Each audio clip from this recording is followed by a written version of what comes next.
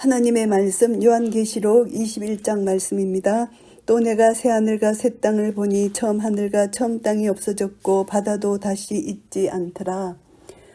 새하늘과 새 땅은 이사야서 65장 17절 말씀과 66장 22절 말씀을 반영합니다. 새 이것은 질적으로 새로운 것 이것을 가리키는데요. 새하늘과 새 땅은 처음 하늘과 처음 땅의 갱신이 아니고 질적으로 완전히 다른 새 질서의 창조를 의미합니다. 이 새하늘과 새 땅은 하나님이 임재하시고 하나님의 통치가 온전히 이루어지는 곳이고 도덕적이며 영적인 것이다. 베드로후서 3장 13절 말씀을 반영하고요. 처음 하늘과 처음 땅이 없어졌고 바다도 다시 있지 않더라. 처음 하늘과 처음 땅은 앞에서 언급된 새하늘과 새 땅과 대조를 이루는 것입니다. 그래서 본절의 강조점이 새하늘과 새 땅의 거주 이것이 아니고 새하늘과 새 땅이 있다 이것을 나타내는 것입니다. 처음 하늘과 처음 땅은 하나님께서 창조하셨지만 범죄로 인해서 죄와 사망이 들어와서 하나님을 대적하는 곳으로 변했습니다. 이 하늘과 땅은 죄와 사망이 온전히 사라지는 종말론적 구속의 날을 고대합니다. 로마서 8장 31절 말씀요. 바다도 다시 있지 않더라는 새하늘과 새 땅에 연관된 것으로서 바다 역시 지리적이거나 물질적인 것이 아니고 도덕적이고 영적인 것이라는 것이죠. 구약 성경에서 바다는 악과 연관되어 비유되고 있고요. 이사야서 57장 20절 말씀요. 또 본서에서는 사단이 나옵니다. 13장 1절에서 바다에서 짐승이 올라오잖아요. 죽은 자들이 있는 곳이 20장 13절로 이해할 수가 있고요. 이런 것을 볼 때 바다가 악을 가리키고 있음을 시사하는 것이고요. 본문에 바다도 있지 않더라는 것은 새하늘과 새 땅이 옛 질서 타락과 죄와 사망으로 가득 찬 질서는 엄격하게 분리된 새 질서라는 것을 말씀하는 것이고요. 또 내가 보매 거룩한 성 새 예루살렘이 하나님께로부터 하늘로서 내려오니 그 예비한 것이 신부가 남편을 위하여 단장한 것 같더라. 거룩한 성 새 예루살렘에 대한 묘사입니다. 새라는 것은 이제 지상의 예루살렘과는 달리 질적으로 변화된 하늘의 예루살렘임을 암시하는 말씀이고요. 본절에는 새 예루살렘에 대한 두 가지 특성이 나옵니다. 하나님께로부터 하늘에서 내려온다는 것입니다. 새 예루살렘은 인간의 능력과 수단에 의해서 만들어진 것이 아니라는 것이죠. 그곳은 죄와 사망과 모든 고통에서 완전히 분리된 곳이고 하나님께서 만드신 선물이고 하나님의 거처라는 것을 알게 됩니다. 그 예비한 것이 신부가 남편을 위하여 단장한 것 같더라. 이 말씀은 남편과 신부의 비유는 새 예루살렘이 지리적인 것이거나 공간적인 것이 아님을 나타내고요. 남편과 신부의 비유는 하나님과 백성 간의 관계를 묘사하는 것입니다. 이사야서 61장 10절 말씀과 또 계시록 19장 7절 말씀에 나오고요. 신부인 새 예루살렘은 구속받은 하나님의 백성의 공동체를 의미하고요. 하나님과 백성 간의 교제를 의미한다고 볼 수가 있습니다. 내가 들으니 보좌에서 큰 음성이 나서 가로되 보라 하나님의 장막이 사람들과 함께 있음에 하나님이 저희와 함께 거하시리니 저희는 하나님의 백성이 되고 하나님은 친히 저희와 함께 계셔서 장막 이것은 하나님의 임재를 의미하는데요. 이것은 이제 신약 성경에서 말씀이신 그리스도께서 우리 가운데 거하심에 여기서 사용됩니다. 요한복음 1장 14절에서요. 하나님께서 자기 백성 가운데 임하셔서 함께 거하심을 말씀합니다. 세상에서 그리스도인들은 하나님의 거하심을 성육신하신 그리스도 안에서 믿음의 눈으로 확인할 수 있고요. 요한복음 1장 18절 말씀요. 이제 본문에서는 하나님께서 가시적으로 백성 가운데 임하셨음을 나타냅니다. 22장 4절 말씀요. 그래서 이러한 임하심은 일시적인 것이 아니고 영원한 것이라는 것입니다. 저희는 하나님의 백성이 되고 하나님은 친히 저희와 함께 계셔서 이 말씀은 하나님께서 자기 백성을 구속하신 목적이 바로 이것입니다. 함께 계신다는 거. 하나님과 자기 백성 간의 밀접한 교제를 말씀합니다. 하나님의 백성, 그의 백성이란 의미인데요. 새 예루살렘인 하나님의 백성이 모든 민족을 초월해서 새롭게 변화된 백성임을 시사하는 말씀이고요. 모든 눈물을 그 눈에서 씻기심에 다시 사망이었고 애통하는 것이나 곡하는 것이나 아픈 것이 다시 있지 아니하리니 처음 것들이 다 지나갔음이러라. 눈물, 사망, 애통, 아픔은 처음 것과 같은 의미로 새하늘과 새 땅이 되기 이전에 죄와 사망으로 인해서 부패되고 변질되었던 옛 질서의 산물들입니다. 이 산물들은 죄로 인해 하나님과 소원하게 된 데서 비롯된 것이고요. 그러나 새 예루살렘에는 하나님이 영원히 임재하셔서 처음 것들이 모두 사라지고 하나님의 위로하심과 하나님과 백성 간의 아름다운 교제가 있을 것입니다. 이사야서 35장 10절 말씀과 고린도전서 15장 54절 말씀이 반영되고요. 보좌에 앉으시니가 가라사대 보라 내가 만물을 새롭게 하노라 하시고 또 가라사대 이 말은 신실하고 참되니 기록하라 하시고 두 번째로 하나님께서 직접 하신 말씀입니다. 만물을 새롭게 할 것이라는 하나님의 확정을 나타내는 선언의 말씀입니다. 보라 내가 만물을 새롭게 하노라 말씀합니다. 하나님의 권능이 드러나서 하나님의 뜻이 온전히 성취될 것을 확정하는 선언의 말씀이고요. 하노라 이것은 하나님께서 미래에 이루실 새로운 창조 행위에 대해 예언적으로 선언함을 의미하고요. 그리고 이제 새로운 창조 행위가 하나님께서 이루실 새로운 창조 행위가 이제 미래에 있을 것이라는 것이고 그리스도의 죽음과 부활을 통해서 이루신 구속에서 비롯되고 현재 생명을 부여하는 복음의 초대를 통해서 성취되고 있다. 이것을 말씀하십니다. 이 말은 신실하고 참되니 기록하라. 만물을 새롭게 하느라의 확정의 말씀입니다. 이 선언은 모든 주권을 소유하시고 보좌에 앉으신 하나님의 신실하심과 진실되심에 의해서 보정된다는 것입니다. 하나님께서 만물을 새롭게 하실 것이라는 것이죠. 또 내게 말씀하시되 이루었도다. 나는 알파와 오메가요 처음과 나중이라. 내가 생명수 샘물로 목마른 자에게 값없이 주리니 여기서 이런 것들이 다 이루었다 하신 것은 이제까지 요한에게 말씀하신 것들 이미 다 시작되었다 이 말씀입니다. 나는 알파와 오메가요 처음과 나중이라는 것은 그리스도에게도 적용되었던 하나님의 칭호입니다. 이 칭호 중에서 알파와 처음은 하나님께서 창조자로서 모든 만물의 근원이 되심을 나타내고 오메가와 나중은 하나님께서 모든 창조의 목적을 성취하셔서 온전히 새롭게 하실 분인 것을 시사하는 말씀이고요. 하나님은 이러한 자기 칭호를 밝히심으로써 이루었도다라는 선언을 보정하고 계십니다.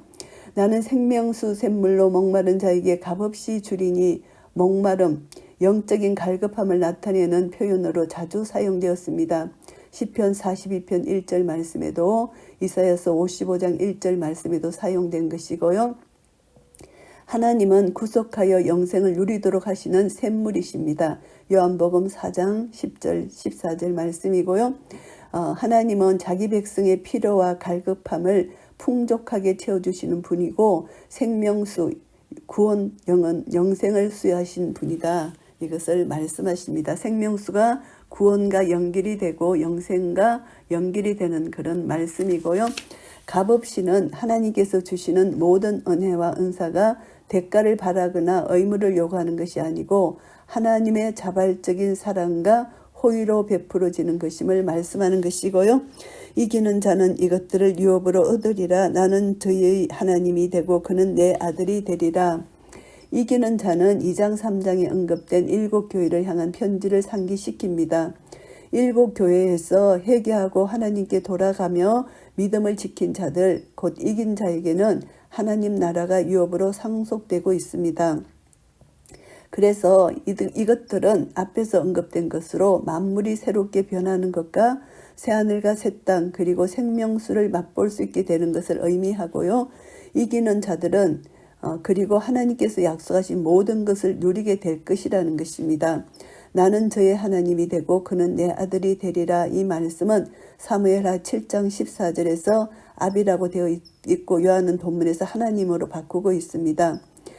이러한 변경을 통해서 오직 예수님만이 메시아이시고 하나님의 독생자이심을 암시적으로 강조하고 동시에 본들에 이긴 자들도 하나님의 아들들이긴 하지만 오직 그리스도와의 관계를 통해서만 하나님과 부자 관계가 이루어짐을 시사하고 있는 말씀이고요.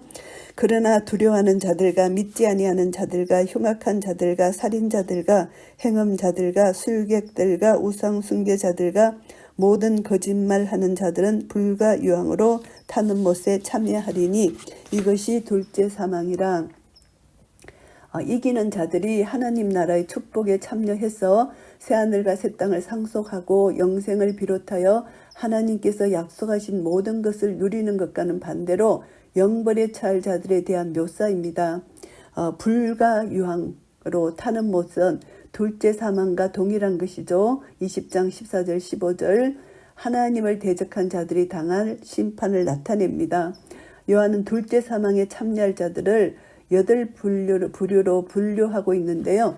두려워하는 자들, 그리스도를 믿음으로써 당하는 핍박과 환난을 두려워하는 자들로서 그리스도에게 충성하기보다는 자신의 안락을 추구하는 자들입니다. 마태복음 8장 26절, 마가복음 4장 40절 말씀을 반영하고요. 그리스도의 고난에 동참하지 않는 자들입니다. 요한은 두려워하는 자들을 언급함으로써 그리스도인들이 둘째 사망에서 벗어나 승리하기 위해서는 짐승과 사단의 핍박과 위협을 인내로서 이겨내야 한다는 것을 암시적으로 권면하고 있는 말씀이고요.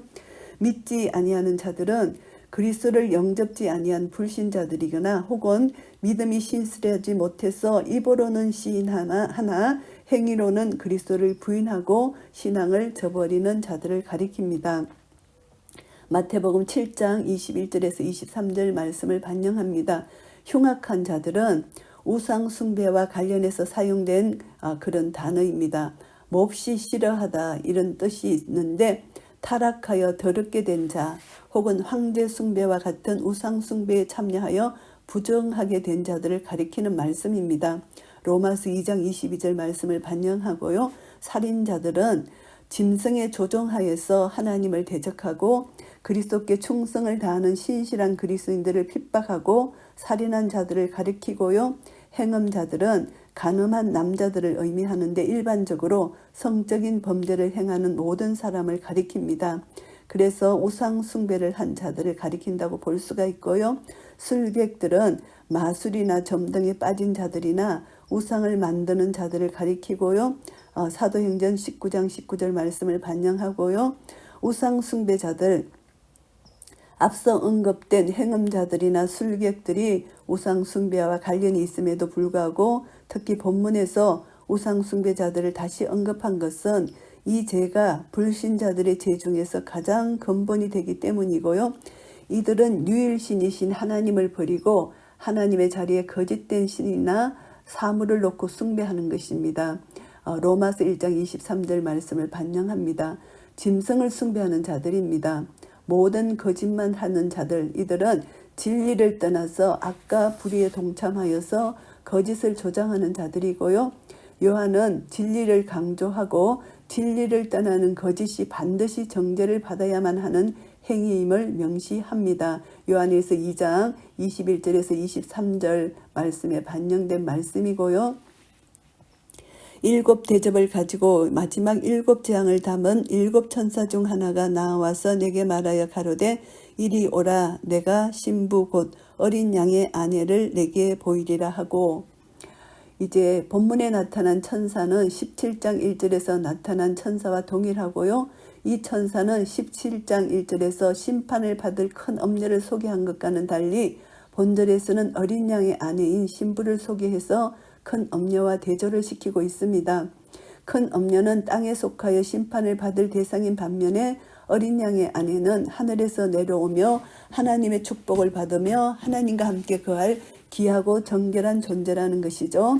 이리 오라 내가 신부 곧 어린 양의 아내를 내게 보이리라. 이 말씀은 어린 양의 아내인 신부는 어린 양이신 그리스도에게만 충성하여서 신실하게 믿음을 지킨 하나님의 백성을 가리킵니다. 19장 6절에서 8절 말씀을 반영하고요. 하나님의 백성을 하나님의 신부로서 표현하는 이러한 비유는 구약 성경에서도 자주 나타났고 신약 성경에서도 교회와 그리스도의 관계로 나타났습니다. 마태복음 25장 1절에서 12절 말씀, 에베소서 5장 25절에서 27절 말씀을 반영하고요. 신랑과 신부의 비유는 신부의 사랑이나 신부 자체의 강조점이 있는 것이 아니고 남편 대신 하나님의 신부에 대한 선택과 사랑에 그 초점이 맞춰져 있다, 이렇게 생각할 수가 있습니다. 성령으로 나를 데리고 크고 높은 산으로 올라가 하나님께로부터 하늘에서 내려오는 거룩한 성 예루살렘을 보이니, 이 본문 본절도 17장 1절에서 5절 말씀과 병행되는 말씀입니다. 요한은 17장에서 성령에 이끌려 강야에 가서 심판받을 큰 바벨론 성을 보고 본절에서는 높은 산으로 이끌려 올라가 거룩한 성 예루살렘을 보게 되는 것입니다. 이러한 병행은 의도적인 것으로 멸망당할 큰 바벨론 성과 하나님에게서 비롯된 거룩한 성 예루살렘은 극명한 대조를 이루고 있고요. 또한 요한이 높은 산에서 거룩한 성 예루살렘을 바라보는 것은 에스겔이 높은 산에서 본 성전 환상을 반영하는 것입니다. 에스겔서 40장에서 48장 말씀이고요. 여기서 거룩한 성 예루살렘은 장차 영광을 받게 될 교회를 가리키는 말씀입니다. 하나님께로부터 하늘에서 내려오는 것은 2절 말씀과 병행을 이루는 표현이고요. 거룩한 성 예루살렘이 인간의 노력에 의해서 성취되는 것이 아니고 하나님에게서 비롯된 것임을 시사하는 말씀이고요. 하나님의 영광이 있음에 그 성의 빛이 지극히 귀한 보석 같고 벽옥과 수정같이 맑더라. 거룩한 성 예루살렘이 소유한 것을 나타냅니다. 하나님의 영광은 구약 성경에서 하나님의 임재를 나타냅니다. 에스겔서 43장 5절 말씀에 반영되고요. 이것은 이스라엘 백성이 포로되었다가 돌아올 때에 하나님의 영광이 그들 위에 있었던 것을 반영하는 것이고요. 하나님께서 이스라엘 백성의 영원한 빛이 되어 주시겠다는 약속의 성취를 시사하는 말씀입니다. 이사야서 60장 1절 말씀이고요. 그 성의 빛이 지극히 귀한 보석 같고 벽옥과 수정같이 맑더라. 벽옥과 수정같이 맑더라. 이 말씀은 벽옥과 수정같이 맑은 것은 하나님의 영광을 표현하는 것이고 보좌에 현현하신 하나님을 묘사하고요. 하나님의 본성과 연관되어서 사용된다고 볼 수가 있고요. 크고 높은 성곽이 있고 12문이 있는데 문에 12천사가 있고 그 문들 위에 이름을 썼으니 이스라엘 자손 12지파의 이름들이라. 거룩한 성 예루살렘을 둘러싸고 있는 것으로 성 전체의 범위를 한정할 뿐만이 아니라 침략자로부터 성을 보호하는 역할을 합니다. 이 성곽이. 그래서 이 거룩한 성 예루살렘을 하나님께서 안전하게 보호하시는 것은 물론이거니와 성 밖에 있는 자들과 구분하고 계신다는 것을 말씀합니다. 12문이 있는데요. 문에 12천사가 있다. 이 말씀은 12문에 있는 12천사는 거룩한 성 예루살렘으로 통하는 문을 통제하여 출입을 제한한다는 것이죠. 그 문들 위에 이름을 썼으니 이스라엘 자손 12지파의 이름들이라. 이 말씀은 문들 위에 있는 12지파의 이름은 에스겔서 48장에 나타난 종말론적 예루살렘 성의 환상과 연결이 됩니다. 에스겔서에 따르면 새 성전 문에는 12지파의 이름이 새겨져 있고 하나님이 함께 계신다는 의미를 지닌 여호와 삼마가 그 성읍의 호칭으로 부여되었잖아요. 그래서 본서에 나타난 거룩한 성 예루살렘과 관련된 것으로 보고요. 하나님께서 영원히 함께 거하실 것을 시사하는 말씀입니다. 12지파는 하나님께서 택하신 모든 백성을 의미한다고 볼 수가 있습니다. 동편의 세 문, 북편의 세 문, 남편의 세 문, 서편의 세 문이니 이 말씀은 거룩한 성 예루살렘은 사방에 각각 세 개의 문이 있다는 것입니다. 이 말씀은 에스겔서 48장 16절에서 19절에도 나타나는 것이고요. 차이점은 본서와는 달리 북편이 동편 앞에 기술되어 있는 것이 차이점이라고 볼 수가 있고요. 그 성에 성곽이 12기초성이 있고 그 위에 어린 양의 12사도의 12이름이 있더라. 거룩한 성 예루살렘에 있는 12문의 12지파 이름이 새겨져 있다는 진술 앞절에서 병행해서 이제 14절에서는 성의 기초 속에 12사도 이름이 새겨져 있음을 언급합니다. 어린 양의 12사도의 12이름은 무늬에 새겨진 12지파 이름과 같이 하나님의 백성을 가리키는 것이고요. 신약시대에 예수 그리스도의 복음과 사도의 가르침을 기초해서 세워진 그리스도인 공동체를 의미한다고 볼 수가 있습니다. 누가복음 9장 12절 말씀과 요한복음 20장 24절 말씀과 에베소서 2장 20절 말씀을 반영하는 것이고요. 12지파와 12사도의 이름이 병행되어 나열된 것은 구약시대의 이스라엘과 신약시대의 교회의 통일성을 암시하고요. 동시에 거룩한 성 예루살렘이 상징하는 하나님의 백성의 공동체가 신약시대와 구약시대를 총괄하는 보편적인 것임을 시사하는 말씀이고요. 내게 말하는 자가 그 성과 그 문들과 성곽을 청량하려고 금갈대를 가졌더라. 본절에서 17절까지 나타난 거룩한 성 예루살렘의 청량은 에스겔서 40장 3절 이후에 나타나는 새 성전 청량을 배경으로 합니다. 내게 말하는 자가 그 성과 그 문들과 성곽을 청량하려고 금갈대를 가졌더라. 이 말씀은 11장에 나타난 성전 청량은 요한이 하는 반면에 본절에 나타난 성전 청량은 천사가 직접 합니다. 본절의 성전 청량은 하나님의 백성이 거룩하게 보존됨을 나타내는 것이고요. 또 에스겔서의 성전 청량이 이스라엘 가운데 함께 하시는 하나님의 영광과 거룩함을 드러낸 것과 마찬가지로 하나님의 백성이 영원히 거하는 성의 거룩함과 어린 양의 신부를 위한 하나님의 계획의 완전한 성취를 시사하는 말씀이라고 보고요. 그 성은 네모가 반듯하여 장광이 같은지라 그 갈대로 그 성을 청량하니 12,000 스다니온이요 장과 강과 고가 같더라. 12,000 스다디온은 1,500마일 약 2,200km라고 하는데요. 이것은 12 곱하기 1000에 해당하는 것으로 이에 대한 견해가 몇 가지 있습니다. 그렇지만 이것을 우리가 해석한다면 거룩한 성 예루살렘의 완전함과 거대함을 의미한다고 생각할 수가 있습니다.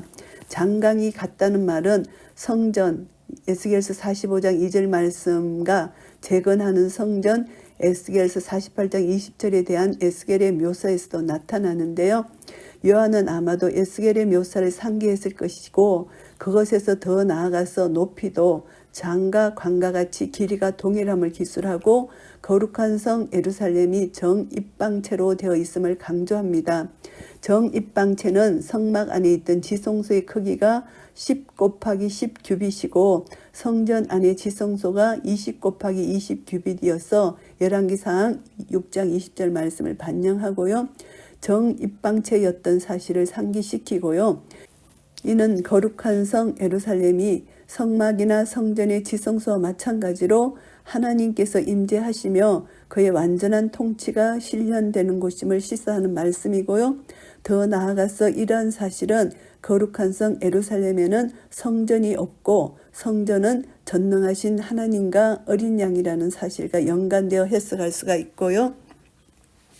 그 성곽을 청량하며 144 규빗이니 사람의 청량 곧 천사의 청량이라. 144 규빗이 성곽의 높이를 가리키는지 혹은 두께를 가리키는지는 분명하지 않지만 그것이 높이든 두께든 간에 그 숫자는 상징적이고요. 144는 12의 제곱으로서 거룩한 성 예루살렘에 있는 하나님의 백성들과 연관되어서 완전함과 안전함을 시사하는 말씀이고요. 사람의 청량 곧 천사의 청량이라 말은 천사가 청량한 치수가 특수한 방법에 의해서 계산된 치수가 아니고 사람이 청량하는 것과 동일한 방법으로 계산된 것이라는 것을 의미하고요. 그 성곽은 벽옥으로 사였고 그 성은 정금인데 맑은 유리 같더라. 성곽의 재질은 벽옥입니다. 이 벽옥은 보좌에 앉으신 이의 모양 4장 3절에서 나오고요. 거룩한 성 예루살렘에 임한 하나님의 영광의 빛을 나타내는 데 사용되었습니다. 11절 말씀요. 따라서 벽옥은 하나님의 임재를 통해서 나타난 하나님의 영광의 강체를 말씀하는 것이고요. 성의 재질은 맑은 유리와 같은 정금입니다. 이것은 지성소와 성소의 나머지 전체가 금으로 되어 있던 솔로몬 성전을 상기시킵니다. 열왕기상 6장 20절에서 22절 말씀이고요. 맑은 유리와 같은 정금, 이것은 아무런 흠과 티도 없는 신부의 순결과 아름다움을 나타내는 것이고요. 그 성의 성곽의 기초석은 각색 보석으로 꾸몄는데 첫째 기초석은 벽옥이요, 둘째는 남보석이요, 셋째는 옥수요, 넷째는 녹보석이요, 다섯째는 홍만호요, 여섯째는 홍보석이요, 일곱째는 황옥이요, 여덟째는 녹옥이요, 아홉째는 담항옥이요, 열째는 비치옥이요, 열한째는 청옥이요, 열두째는 자정이라. 성곽의 기초성은 앞서 언급된 바와 같이 12사도의 이름이 새겨져 있는 12개의 보석으로 이루어져 있습니다. 14절 말씀처럼요. 이 12개의 보석에 대한 견해가 세 가지 있는데 그 중에 보시면은 출애굽기 28장 17절에서 20절에 나타난 대제사장의 흉배를 가리킨다고도 볼 수가 있습니다. 순서는 다르다 할지라도 이것은 하나님의 모든 약속이 거룩한 성 예루살렘에서 성취되고 요한복음 4장 21절 말씀을 반영하고요.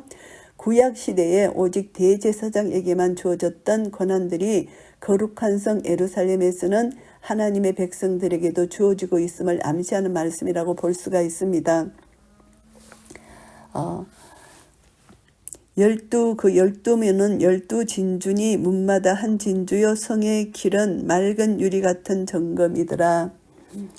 12문은 12진주, 이것은 12개의 진주로 이루어진 12문은 12지파의 이름이 새겨져 있는 것이고 12절 13절 말씀, 이사야서 54장 12절 말씀을 반영하는 것이고요. 진주는 당시의 부유한 풍요를 상징하는 것이고 인간의 상상을 초월한 거룩한 성 예루살렘의 장관을 묘사하는 것입니다. 맑은 유리 같은 정금으로 이루어진 길은 18절에서 언급된 성의 재질과 동일한 것으로 어떠한 흠도 찾을 수 없는 신부의 순결성과 아름다움을 나타낸 말씀이고요. 성 안에 성전을 내가 보지 못하였으니 이는 주 하나님 곧 전능하신 이하 및 어린 양이 그 성전이심이라. 구약시대의 성막이나 성전은 하나님이 임재하셔서 이스라엘 백성과 교제를 나누는 곳이었습니다. 이스라엘 백성들은 하나님께서 성막이나 성전의 지성소에 계신 것으로 이해했고요. 그러나 이제 거룩한 성 예루살렘에는 더 이상 가시적인 성전이 필요하지 않습니다. 왜냐하면 전능하신 하나님과 어린 양이신 그리스도께서 직접 하나님의 백성들 가운데 임재하셔서 그들과 교제를 나누시기 때문이고요. 그래서 요한은 본절에서 전능하신 하나님과 어린 양이신 그리스도께서 성전이라고 선언하고 있는 말씀이고요. 그 성은 해나 달의 비침이 설대 없으니 이는 하나님의 영광이 비치고 어린 양이 그 등이 되심이라. 본절은 이사야서 60장 19절 20절을 반영하는 말씀입니다. 거룩한 성 예루살렘은 성전이 따로 없는 곳이고 하나님께서 직접 임재하신 곳입니다. 그곳에는 하나님과 어린 양께서 직접 자신의 광채로서 비치시기 때문에 해와 달과 같은 처음 하늘에 있는 자연적인 것은 전혀 불필요합니다. 스가랴서 14장 7절 말씀을 반영하고요. 어린 양이 그 등이 되심이라. 이 말씀은 예수님께서 나는 세상의 빛이라고 선언하신 말씀을 상기시키는 것이고요. 요한복음 1장 9절 말씀요. 이것은 그리스도께서 온 세상을 위한 구원의 근원이시고 하나님의 영광을 현시하시는 존재라는 것을 말씀하는 것이고요. 만국이 그 빛 가운데로 다니고 땅의 왕들이 자기 영광을 가지고 그리로 들어오리라.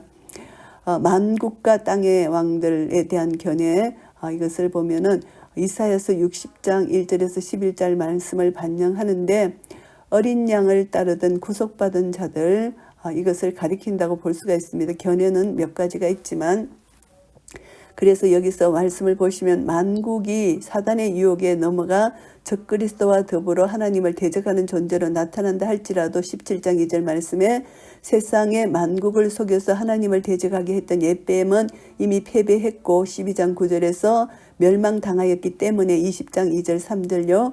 본절의 만국과 땅의 왕들은 짐승과 바벨론을 대항하고 하나님과 어린 양이신 그리스도께 신실하게 충성해서 구속받은 자들을 가리킨다고 볼 수가 있습니다. 빛은 앞절에서 언급된 하나님과 어린 양의 영광의 강체를 의미하는 것이고요. 성문들은 낮에 도무지 닫지 아니하리니 거기는 밤이 없음이라.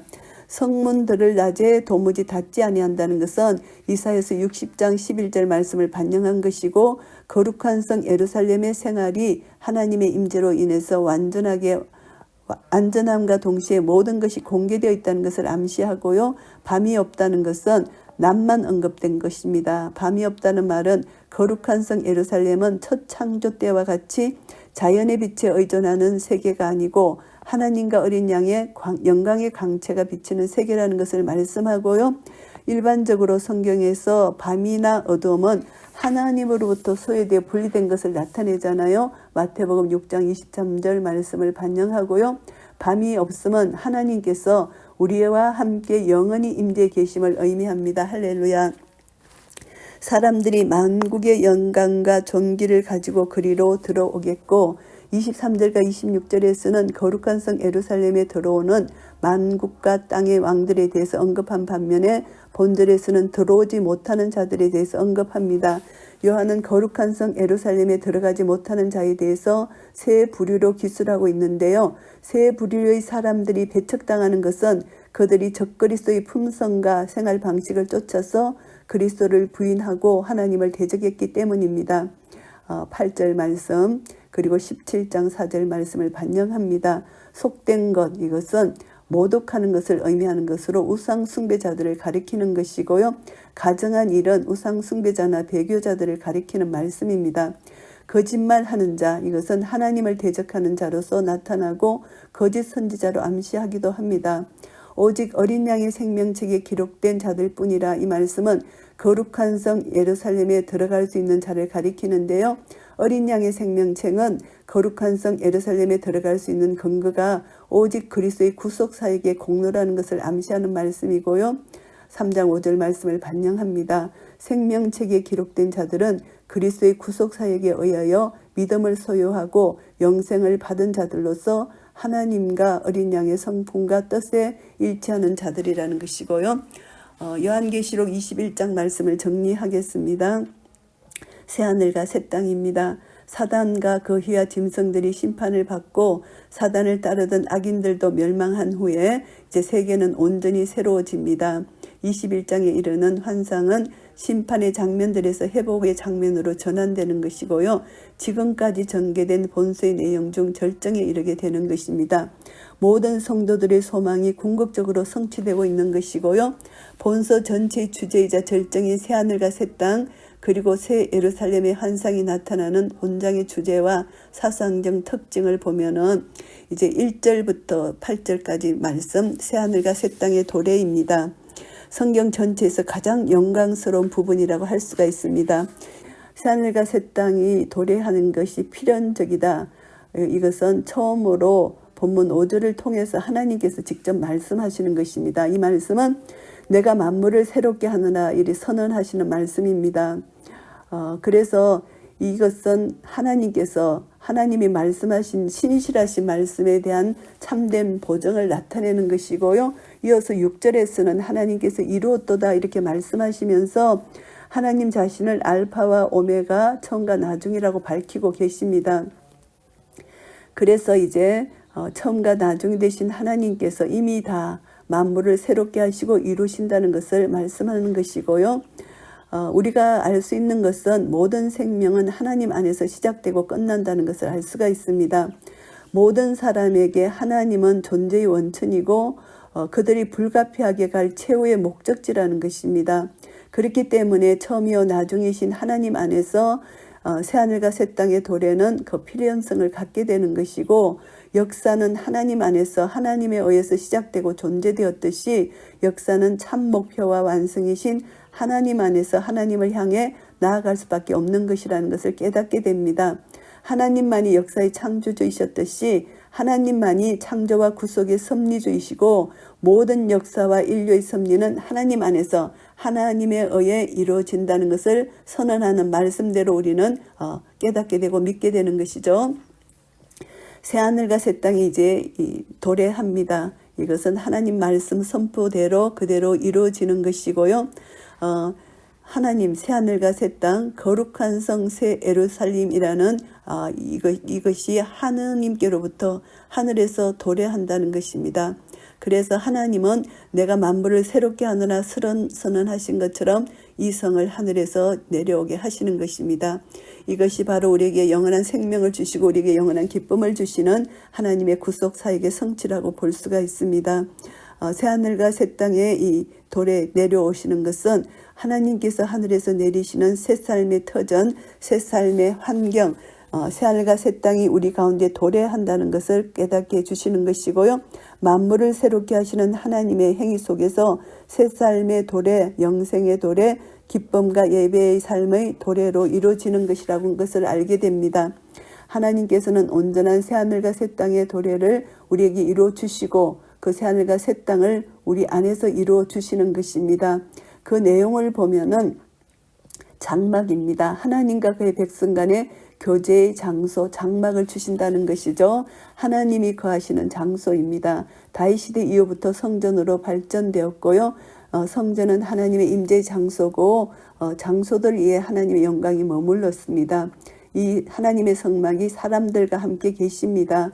하나님의 영광이 인간과 함께 계십니다. 말씀이 육신이 되어 우리 가운데 거하셨고 우리가 그 영광을 봅니다. 요한복음 1장 14절 말씀. 그래서 하나님이 우리 함께 거하시는 것이 실제로 완전히 성취된다는 것입니다. 하나님의 거하심은 예수 그리스도의 교회를 중심으로 나타나고 이 거하심은 성령 안에서 거주하는 것이고 에베소서 2장 22절 말씀이고요. 성도들 마음 가운데서 일어나는 영적 거주가 되겠습니다. 고린도후서 5장 17절 말씀이고요. 그래서 하나님의 거하심은 구약시대 장막과 성전에 임재하신 하나님의 거하심처럼 가시적인 거하심으로 회복될 것이고 이제 이 거하심은 영원히 함께 계신다는 것입니다. 아담과 하와가 예단에서 쫓겨나서 있었던 그 죄의 그 시절, 그러나 하나님은 또 예수 그리스도를 통해서 새롭게 교제하시기 위해서 또 예수님을 통해서 성전을 우리 안에 주시고 교제케 하시고 이제는 새하늘과 새 땅에서 영원히 하나님과 함께 거닐며 온전한 교제를 회복시켜 주신다는 것입니다. 그래서 우리는 주님이 새하늘과 새 땅이 도래될 때 결과를 우리가 맞이하는 것, 목마른 자들, 이기는 자들, 그들은 이제 하나님을 찾고 갈급하고 그 찾고 갈급하면서 승리한 자들에게 하나님께서 이제 함께 거하시는 이런 은혜를 주신다는 것입니다. 나는 저희 하나님이 되고 그는 내 아들이 되리라. 아브라함과 창세기 17장 7절 말씀 언약했고 다윗에게 사무엘하 7장 14절에서 주셨던 약속의 말씀으로 하나님과 인간 사이에 막혔던 모든 담이 헐어지고 참된 하나님과 자녀의 관계가 회복되는 것입니다.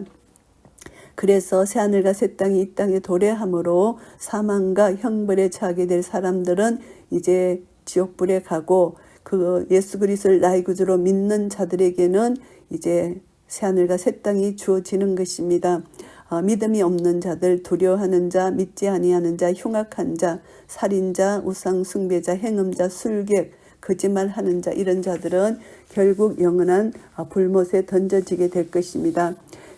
9절부터 27절까지는 새 예루살렘 성입니다. 9절에서 22장 5절까지 새 예루살렘이 구체적으로 묘사되고 있는데요. 새 예루살렘은 장차 영광을 누리게 될 교회와 그들이 처하게 될 처소를 의미합니다. 상징적인 표현 기법을 통해서 새 예루살렘의 명칭과 숫자, 외형, 재료 등에 대해서 묘사합니다. 영원한 세계의 신비성과 영광스러움을 강조하기 위한 것인데요. 새 예루살렘 성의 한상은 새 예루살렘 성에 대한 이 한상이 에스겔서 40장 48장을 배경으로 하는데요.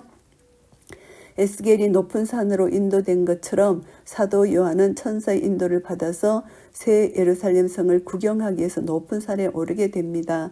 이렇게 천사가 거룩한 성 예루살렘을 사도 요한에게 보여준 이유는 무엇이냐 하면은 17장 3절에서 사도 요한은 강야로 인도되어서 큰 엄려를 보았잖아요.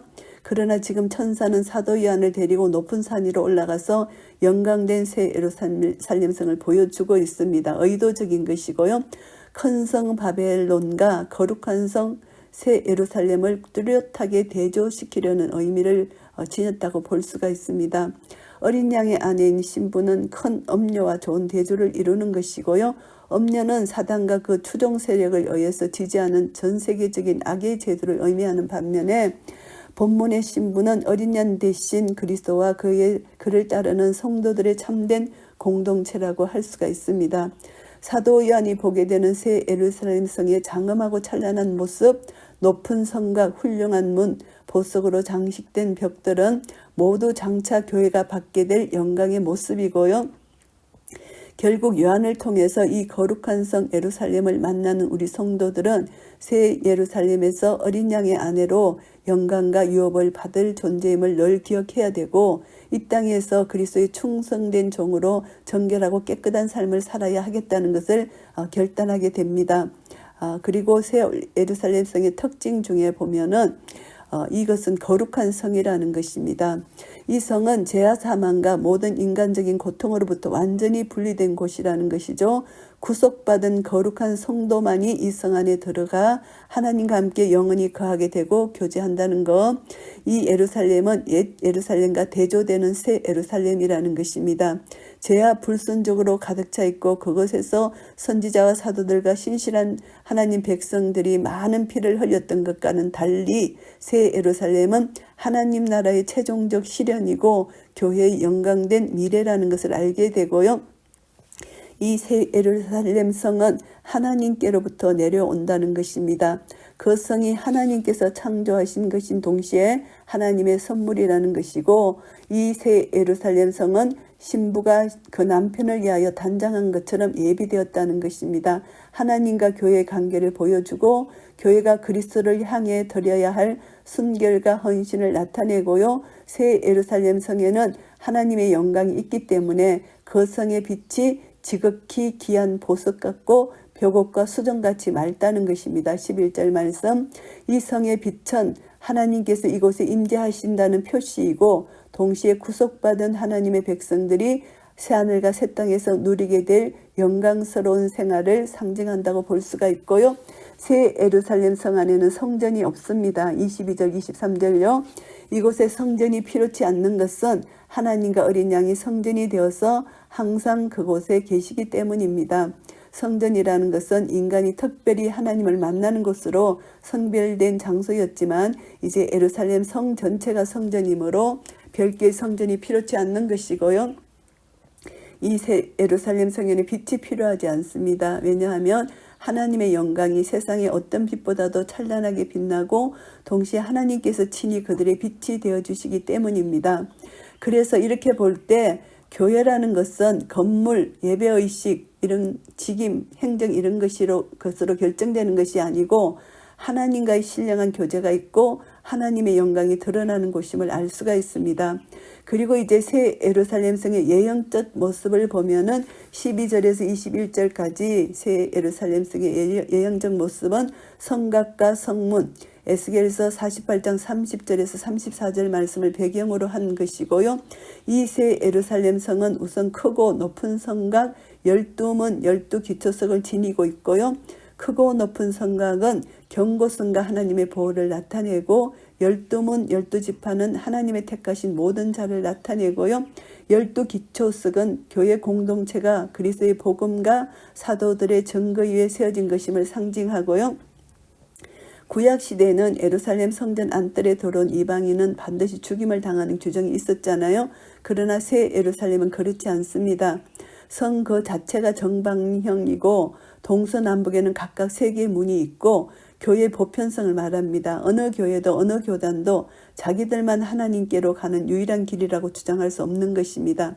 예수 그리스도를 주로 믿는 모든 성도는 각자의 위치 환경에서 나름대로 주께 충성할 때 누구든 새 예루살렘 성에 들어갈 수가 있습니다. 예수 그리스도를 나의 구주로 고백한 자 누구나 들어갈 수가 있고요. 대문위에는 12지파 이름이 적혀 있습니다. 이것은 교회의 계속성을 상징하고요. 구약에서 족장들에게 자신을 나타내신 하나님은 신약 시대에 자신을 예수 그리스도 안에서 더욱 온전히 나타내 주셨고요. 하나님의 계시는 처음부터 끝까지 일관된 영속성을 지니고 계시고 예수 그리스도에게서 그 절정에 이르게 됩니다. 그리고 끝으로 성곽의 12기초 속에 12사도의 이름이 기록된 것은 새 예루살렘 성이 이스라엘 선민 중에서 구원받은 성도나 이방인의 교회나 모두 성령으로 하나가 되어서 믿음 안에서 완전한 일치와 화합을 이룬 공동체라는 것을 보여주는 말씀입니다. 금갈대로 한 청량입니다. 15절에서 17절 천사가 금갈대로 새 예루살렘 성을 청량하고 있는데 에스겔서 43장 10절에서 17절 말씀이 배경이 되고요. 미래 성전에 관한 에스겔의 묘사와 청량은 이스라엘 가운데 계시는 여호와 하나님의 영광과 거룩함을 보여주기 위한 것입니다. 동시에 청량하는 행위는 이스라엘 백성들에게 있어서 죄악이나 영적 타락으로부터 거룩하고 깨끗하게 보존하고 동시에 축복해 준다는 의미를 지니고요. 뿐만 아니라 본절에 나타난 천사의 청량은 선택된 하나님의 백성을 구하시려는 뜻이 완전히 성취되었음을 보여주는 말씀이고요. 이것을 통해서 우리는 청량한 결과 이 성은 장, 광, 고가 모두 같은 완전한 정입방체다. 이것을 알 수가 있습니다. 정입방체는 하나님의 임재를 상징하고 하나님의 통치의 완전성을 나타냅니다. 번제단, 향단, 대제사장의 흉배 등도 다 정방형이고 또 성전의 지성소는 완전한 정입방이고요. 이 청량의 결과 이 성이 완전한 정입방체라는 사실은 새 예루살렘 성 전체가 지성소고 하나님이 임재하시는 곳이고 하나님의 통치가 이루어지는 것이다. 이것을 알게 됩니다. 그래서 하나님의 섭리는 온전한 섭리고 온전한 성취다.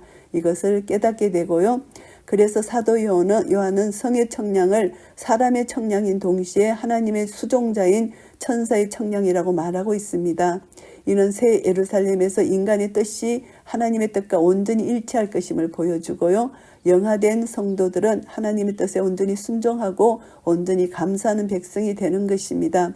성의 재료들, 이것은 하나님의 도성인 새 예루살렘은 그 기초석과 성문이 모두 귀한 보석으로 이루어져 있습니다. 이것은 귀하다는 것이죠. 이것은 하나님의 영광과 거룩함을 암시해 주는 것입니다. 벽옥으로 된 성강은 하나님의 영광을 가리키고 유리처럼 맑은 정금은 그리스도의 신분된 하나님의 백성들의 순결과 아름다움을 묘사하는 것입니다. 이 건축 재료들에 대한 묘사는 출애굽기 28장 17절 20절을 배경으로 하는 말씀이고요. 이스라엘의 대제사장은 그의 가슴에 다는 12종류의 보석의 12지파 이름을 조각해 달았습니다. 하나님 앞에 이제 대제사장이 그의 가슴에 이것을 달고 나아가고 예수 그리스도는 우리의 대제사장이십니다. 대제사장이 그 백성을 기억하고 하나님 앞에 나아간 것처럼 우리도 대제사장이신 예수님께서 성도 하나하나를 기억하신다는 것이죠. 성도는 보석인 것입니다. 12문은 모두 하나의 진주로 되어 있습니다. 진주는 조개 10살의 모래가 들어가 오랫동안 말할 수 없는 아픔과 고통을 견디게 한 후에 만들어지는 것이잖아요. 새 예루살렘 성의 진주문은 지상의 성도들의 고난과 기도를 통하여 이루어지는 것이고요. 결국 주께 충성하는 자들의 고난과 기도는 결코 무의미하지 않고 다 응답된다는 것을 깨닫게 됩니다.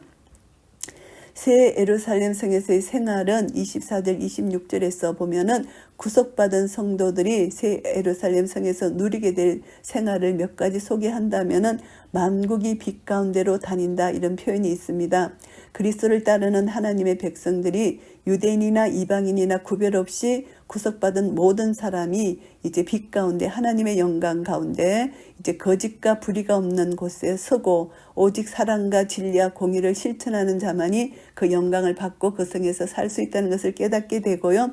땅의 왕들이 자기 영광을 가지고 그리로 들어오게 된다. 이것은 땅의 왕들이라는 것은 세상 권력자가 아니고 짐승과 바벨론에 대항해서 하나님과 어린 양 대신 그리스도께 충성한 자들을 의미합니다. 이들은 자신들의 영광을 하나님께 드림으로써 하나님께 영광과 찬미와 존귀를 돌리게 되고요. 이는 하나님께 드리게 될 구속받은 성도들의 참된 예물이라고 볼 수가 있고요. 새 예루살렘 성의 성문은 영원히 닫히지 않을 것입니다. 이것은 구속받은 성도들에게 부여될 참된 자유와 그 복된 생활상의 영원함을 보여주는 것이고요. 구약시대에는 하나님의 얼굴을 보고 살 자가 없었잖아요. 출애굽기 33장 20절 말씀을 반영하고요. 새 예루살렘 성의 시민들은 하나님과 어린 양의 얼굴을 바라보며 살게 됩니다. 여기에는 눈물도 죽음도 슬픔도 부르짖음도 애통하는 것도 밤도 곡하는 것도 없습니다. 아무것도 끓일 것이 없고 다만 찬송과 예배, 복된 생활의 누림과 끊이지 않는 감사만 있을 뿐입니다. 이것을 보면서 새 예루살렘 속에 가장 높고 높은 복을 소개하고 또 경고로서 우리의 주의를 환기시키고 끝을 맺고 있습니다. 새 예루살렘은 이렇게 좋은 곳이고 누구에게나 열려있는 곳이기는 하지만 자기의 악한 길을 버리지 않는 자들에게는 그곳에 들어갈 수가 없다는 것입니다. 그들이 새 예루살렘에 들어가지 못하는 것은 중한 죄인이기 때문이 아니고 자기에게 열려있는 은총의 문을 거절하고 여전히 죄중에 있기 때문입니다. 우리도 죄인이었습니다. 그러나 우리는 예수 그리스도가 내 죄를 대신해서 십자가에 달려 돌아가심을 믿는 믿음으로 새 예루살렘에 들어갈 수 있는 은혜를 얻게 되었고요. 그 새 예루살렘에 들어갈 수 있는 자들은 그리스도를 믿음으로 구속받았고 어린 양의 생명책에 그 이름이 기록된 자들입니다. 27절 말씀요. 또한 어린 양 대신 그리스도께 전적으로 충성하는 이기는 자들 뿐입니다. 7절 말씀요. 새 예루살렘은 이기는 자들에게 주어지는 유업이라고 할 수가 있습니다. 이제 우리는 이 말씀을 받았습니다.